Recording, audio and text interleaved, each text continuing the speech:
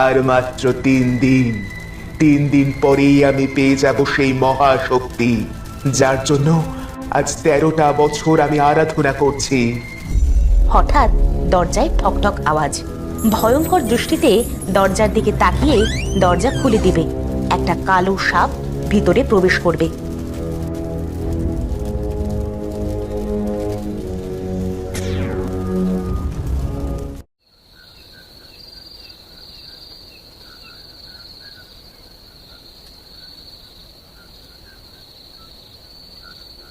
কি হলো? তোমায় এমন দেখাচ্ছে কেন? কোনো দুঃস্বপ্ন দেখেছো? জি মহারাজ, সেই স্বপ্ন। আহা, তোমাকে কত করে বলেছি এসব নিয়ে ভেবো না। 13টা বছর পার হয়ে গেছে, এখন আর কিছুই হবে না। আমি তো ভাবি না মহারাজ, কিন্তু হঠাৎ ওই স্বপ্ন দেখলাম কেন? আমার খুব ভয় করছে। কিচ্ছু হবে না, তুমি একদম চিন্তা করো না, ঘুমাও। তাই যেন হয়।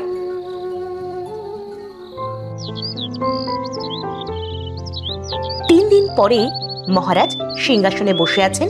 এমন সময় এক প্রহরী এসে, মহারাজ, একজন আপনার সাথে দেখা করতে চাইছেন। তুমি বলনি কি এখন আমার দেখা করার সময় না? এখন আমি দেখা করব না। মহারাজ বলছি, কিন্তু তিনি তো নাছর বান্দা, যাবেন না। তিনি কি কোনো মেয়ে? জি মহারাজ। আচ্ছা, পাঠিয়ে দাও। মেয়েটি এসেই মহারাজের সামনে বসে কান্না শুরু করবে। মেয়েটির মাজায় বেল্টের মতো একটা দড়ি বাঁধা। কি হলো? কে তুমি মেয়ে? আর কাঁদছো কেন? মহারাজ, আমার নাম মায়া। আমার কেউ নেই। আগে এক জায়গাতে কাজ করতাম, সেখানকার সবাই অন্য দেশে চলে গেছে। আমাকে দয়া করে রাজপ্রাসাদের কোনো একটা কাজ দিয়ে রাখুন। এভাবে কাজ দাও বললেই তো কাজ দেওয়া যায় না। আমাকে পরীক্ষামূলক ভাবে রাখুন। আমি সব কাজ পারি মহারাজ। আমার কাজ পছন্দ না হলে আপনি আমাকে বের করে দিয়েন। আচ্ছা, আজ থেকে তুমি রানীর সেবা করবে। প্রহরী, কে আছো? যাও, ওনাকে রানীর কাছে নিয়ে যাও আর বলো নতুন দাসী। আপনাকে অনেক অনেক ধন্যবাদ মহারাজ।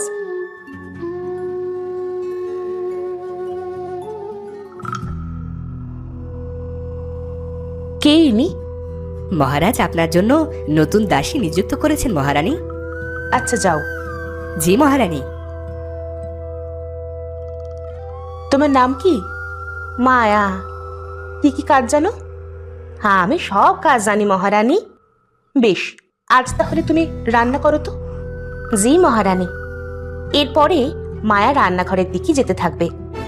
ওদিকে কোথায় যাচ্ছ? রান্নাঘরে? ওদিকে রান্নাঘর তুমি কিভাবে জানো? মনে হলো। আচ্ছা, যাও তাহলে, রান্নাটা করো।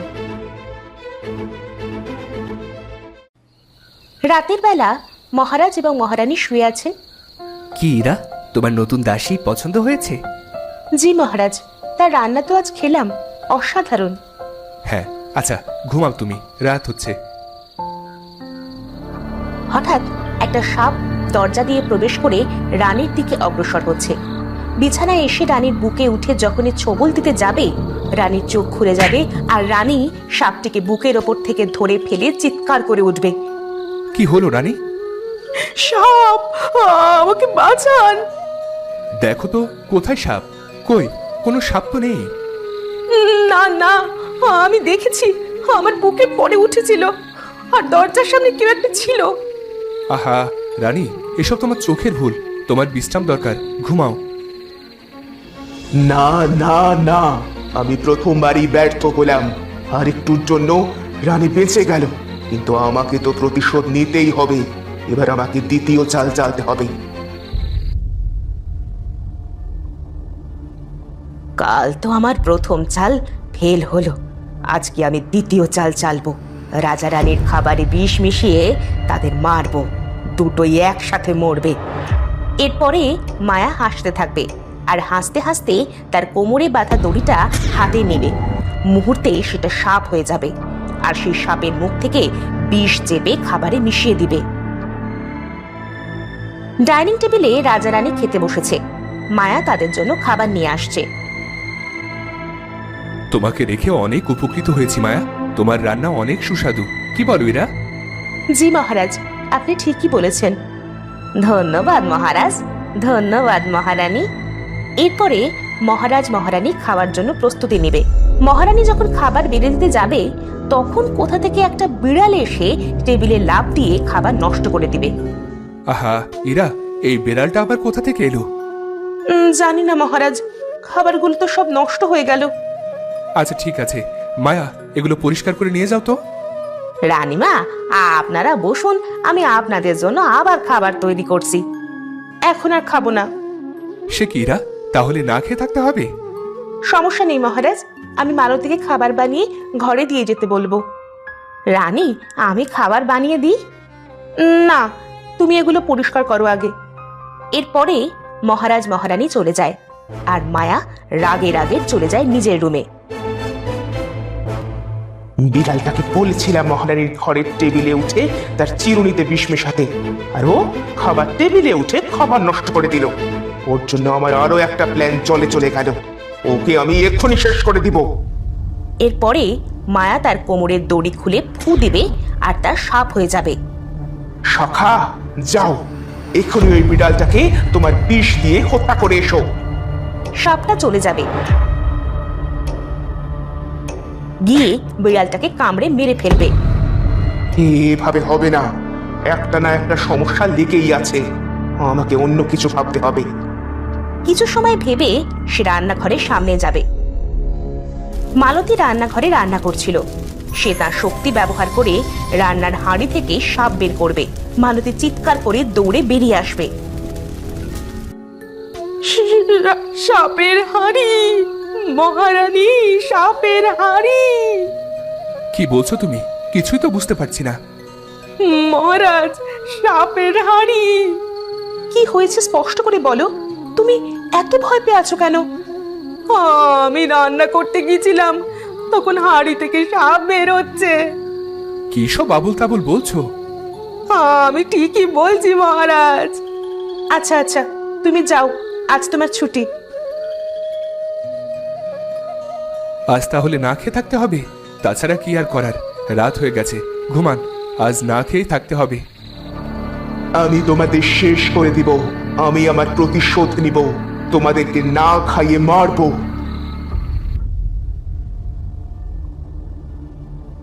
মহারানী, সাপের হাঁড়ি, সাপের হাঁড়ি মহারানী।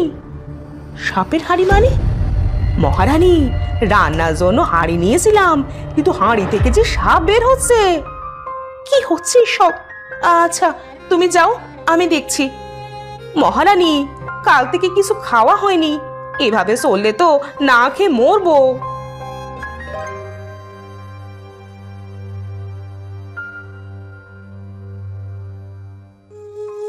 কি হয়েছে এরা? এত জরুরি ভাবে ডেকেছো কেন?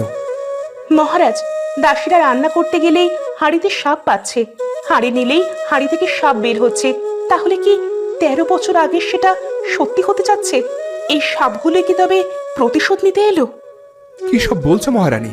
বলেছি না এটা কখনো সম্ভব না। কিন্তু তাহলে মহারাজ, এগুলো কি হচ্ছে? তাও তো ঠিক। মহারাজ, কাল থেকে যে কিছুই খাওয়া হয়নি, এভাবে গেলে তো মারা যাব। চলো মহারানী, আমরা রান্না করে দেখি তো কি হয়।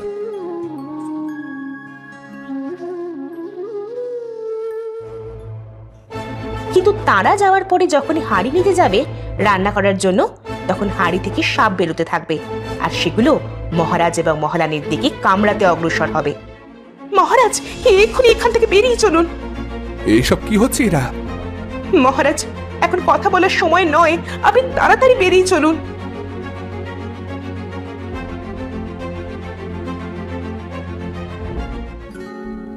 আজ 4 দিন হলো মহারাজ এবং মহারানী না খাওয়া। সাপের ভয়ে মালতী সহ প্রায় সব দাস দাসী চাকরি ছেড়ে চলে গেছে। প্রাসাদে রান্না করতে গেলেই হাঁড়ি থেকে সাপ বের হচ্ছে। তোমার কথাই ঠিক রানী, সে সত্যি সত্যি প্রতিশোধ নিতে এসেছে। আমাদের এবার না খেয়ে মরতে হবে। ও কথা বলবেন না মহারাজ। আচ্ছা, কে সে?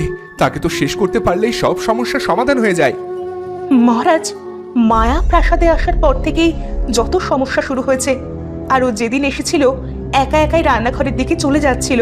ও যেদিন আসছিল আমি সাপ দেখেছিলাম। আর হয়তো দরজার কাছে ওই ছিল।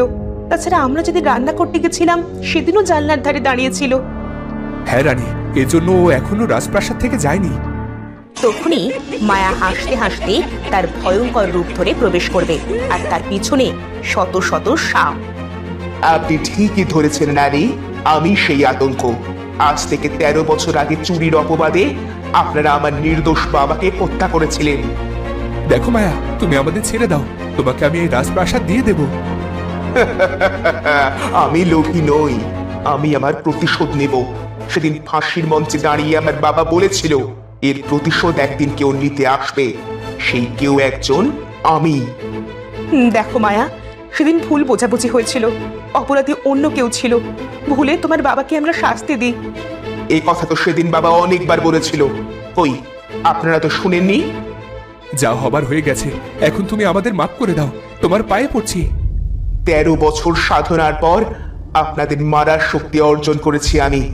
আজ এই শক্তি বলে আপনাদের দুজনকে হত্যা করব, কেউ আটকাতে পারবে না। মায়া তার সাপেদের রাজারানীর দিকে আহ্বান করবে।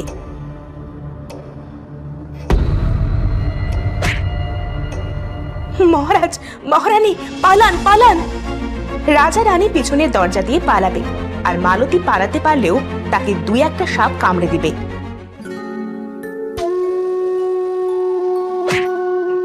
তুমি তো চলে গেছিলে, তাহলে আবার ফিরে এসে কেন নিজের জীবনের ঝুঁকি নিলে? হ্যাঁ, আমি আপনাদের এখানে সেই ছোট থেকে কাজ করি, আপনাদের নিজের জীবনের থেকে ভালোবাসি মহারানী। তাই বলে তুমি নিজের জীবন দিয়ে দেবে? আমি মায়ার ব্যাপারে সব জেনে গেছিলাম। তাকে কিভাবে বিনাশ করা যায় সেটা জানতে এক তান্ত্রিকের কাছে গেছিলাম।